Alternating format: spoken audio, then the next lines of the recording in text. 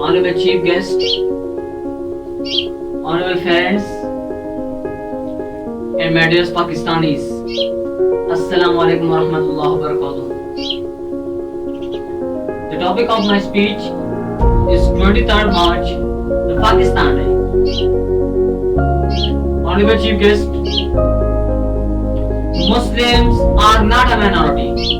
They are a nation by every definitions, by all the canons of international law. We are a nation. My dear Pakistanis, India is not a nation, nor it is a country. It is a subcontinent of nationalities.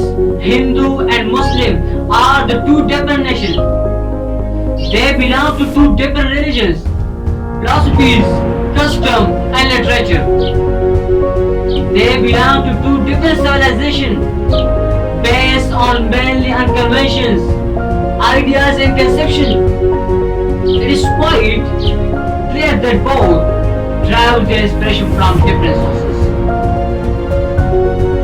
Now, we are a nation with our distinct culture and civilization, language and literature, history and tradition, sense of value and proportion, legal law and moral code. Thus, we have a separate nation. My dear Pakistanis, Pakistan will not be called a free and independent state until it preserves the Islamic ideology. Our democracy should be based on the golden principle of Islam.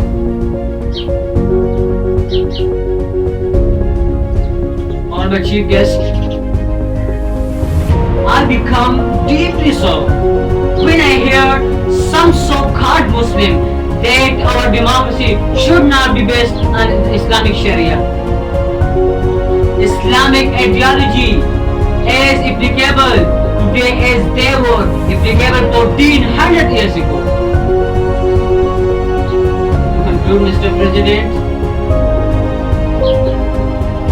23rd March, remember us to uphold the candle of freedom, the candle of Islamic ideology, and the candle of peace and prosperity.